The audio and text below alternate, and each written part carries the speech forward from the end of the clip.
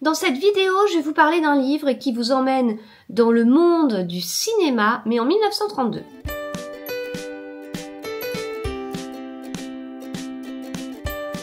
Bonjour à tous, j'espère que vous allez bien. On va bien sûr parler d'Hollywoodland de Zoé Brisby, qui est paru chez Albin Michel.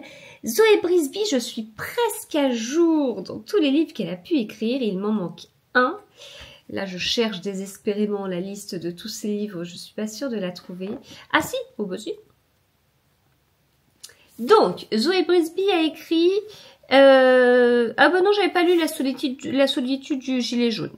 Donc en fait, il y en a deux que je n'ai pas lu. J'ai lu L'habit ne fait pas le moineau. J'ai dans ma palle Bon baiser de Copenhague qui était sorti en grand format sous le titre Le syndrome de l'hippocampe. J'ai lu Plus on est de fou. Je l'ai adoré. Voilà. Mais en fait, ces livres sont hyper différents à chaque fois. Les égarés, que j'avais adoré et qui marquait vraiment un tournant, je trouve, dans son écriture. La fille qui n'aimait pas Noël. Puis Les mauvaises épouses, La double vie de Dina Meyer et là Hollywoodland. Ces trois derniers sont sortis chez Albin Michel. Avant l'autrice, c'était chez Michel Lafon et puis encore avant chez Fayard et encore avant chez City. Mais en tout cas, les trois derniers sont chez Albin Michel et on est sur une sorte de trilogie. Enfin, c'est pas des livres qui se lisent dans l'ordre, mais en tout cas, on est aux États-Unis, on est sur on est sur des sujets différents, sur des périodes historiques différentes, mais avec des personnages principaux féminins qu'on adore. Donc là, comme je vous le disais, on plonge dans le cinéma, dans le monde du cinéma en 1932 à Hollywood. Tant qu'à faire, autant être au bon endroit. Et je sais pas ce que ça évoque pour vous si je vous dis Hollywood 1932, mais moi je vais avoir un petit peu, je vais m'imaginer un petit peu des paillettes en fait, en me disant tiens c'est un petit peu le début, c'est le début de quelque chose. 1932, la Seconde Guerre mondiale n'est pas arrivée, même si on sait que les Américains n'y sont pas entrés de suite, mais voilà, donc c'est une période qui pourrait paraître un peu d'insouciance, un peu de naïveté, un petit peu de joie de ce monde-là qui permet aux gens de s'évader aussi, c'est de la création de divertissement en fait. Donc c'est assez intéressant. Ça, c'était les idées que j'avais quand j'ai lu le livre. Alors d'ailleurs, j'ai vraiment eu la chance de recevoir ce livre en avant-première, bien avant la sortie. J'ai reçu des épreuves non corrigées et je remercie énormément Zoé Brisby pour sa confiance parce que je sais que nous sommes très très peu à l'avoir reçu aussitôt. Nous sommes deux et je fais un grand coucou à Eva. Mais voilà, je suis très très touchée par ça, pour la confiance de Zoé. Voilà, c'est vraiment c'est un plaisir de découvrir ces livres, mais encore plus avec cette gentillesse et cette confiance. Je ne savais pas que c'était inspiré de faits réels. Et je vous le dis parce que ça changera votre lecture. Alors moi, de toute façon, vous savez, je lis jamais les quatrièmes de couverture, puis je veux dire, c'est un Zoé Brisby, je fonce quoi, je me pose pas de questions.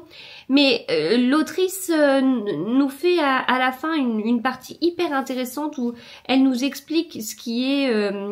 elle nous explique en fait ce qui est vrai et ce qui ne l'est pas, ou de qui elle s'est inspirée pour telle anecdote, on va dire. Enfin, anecdote, ça c'est pas joli comme mot vu ce à quoi je pense.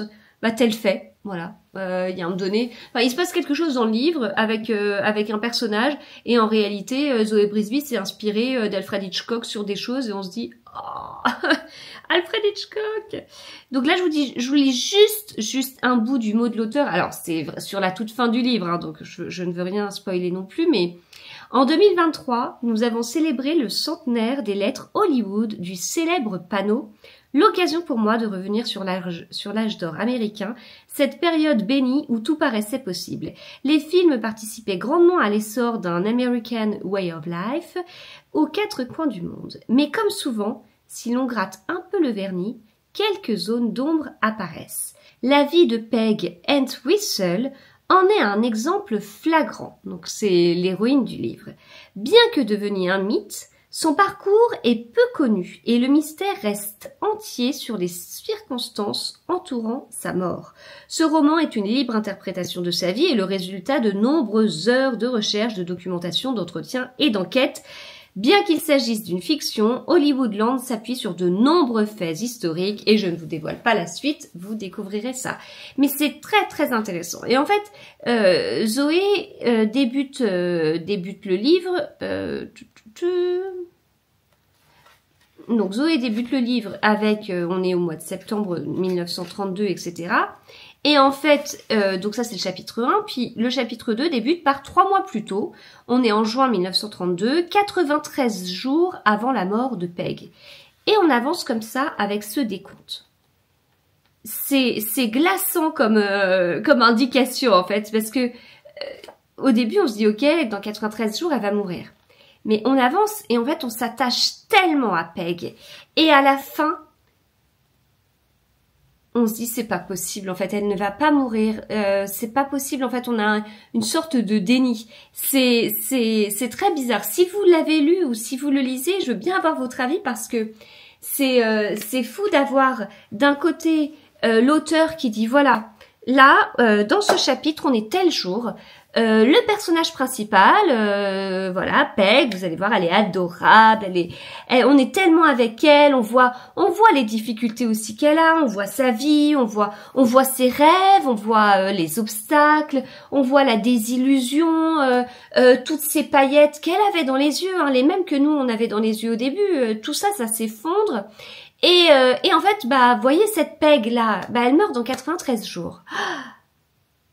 Qu'est-ce qu'on se dit en fait? Est-ce qu'elle va vraiment mourir? Mais on n'a pas envie qu'elle meure. Enfin, c'est hyper ambigu. Mais l'auteur nous a dit, enfin en l'occurrence l'autrice, nous a dit qu'elle allait mourir dans 93 jours. Donc c'est vrai. Oui, mais on avance et on se dit mais non, non. Donc voilà, c'est assez fou, je trouve, dans cette construction et dans les faits choisis. Moi, du coup, j'ai beaucoup appris parce que je m'y connais pas beaucoup en cinéma et j'ai beaucoup appris sur le milieu, sur on n'était pas aux périodes qu'on a pu vivre de MeToo, etc. Mais on voit en fait tout cet historique que des actrices ont traîné en fait, cet héritage de cette période qui est absolument abominable en fin de compte. On comprend mieux, je trouve, on comprend mieux ce qui a pu se passer récemment, ce qui peut se passer maintenant, ce qui est dénoncé. Ce qui est dénoncé, c'est pas... Enfin, il y a des faits qui sont dénoncés, des faits qui se sont passés à un instant T, etc. Mais derrière, on voit que c'est plus que ça, en fait. Que vraiment, c'est une bataille de dizaines et des centaines de femmes qui ont vécu des choses atroces. Et ça prend un autre sens, en fait. Voilà, ça prend un autre sens. Donc moi, je suis très contente d'avoir plongé dans cet univers, d'avoir découvert tout ça. Je remercie énormément Zoé Brisby, en fait, pour nous ouvrir aussi les yeux et pour nous faire justement découvrir cette période qui est pas si rose. Pourtant, la couverture, on s'attend peut-être pas à ça, hein, enfin... Voilà, mais c'était prenant, révoltant, nécessaire en fait, tout comme ces deux précédents livres qui vont être sur des sujets, comme je vous dis, avec des personnages féminins vraiment forts et tout. Donc je vous le conseille totalement. Et globalement, je vous conseille tous les livres de Zoé Brisby que j'ai pu lire. Je pense que je peux vous conseiller aussi ceux que je n'ai pas lus, mais voilà, j'ai essayé de rester cohérente et vous conseiller ce que j'ai lu. Mais vraiment, allez-y, parce que c'est une autrice qui sait totalement se renouveler, qui a une écriture qui est vraiment hyper intéressante et qui est passionnée, même plus que ça, par l'histoire. Et ça se sent tellement. Et nous, on n'a plus qu'à se poser, qu'à lire, et puis à lire l'histoire fictive, ce qu'elle a inventé, et qu'à découvrir par la suite, à la fin du livre, ce qui était vrai, ce qui ne l'était pas. Et là, on s'enrichit d'un coup et on apprend des choses et on dit merci parce que on les a appris d'une façon pas du tout scolaire, donc c'est encore plus prenant et ça marque davantage. Voilà, donc c'était mon avis sur Hollywoodland de Zoé Brisby. Si cette vidéo vous a plu, n'hésitez pas à me le dire, à liker, partager, commenter et tout, et on se retrouve très vite. À bientôt.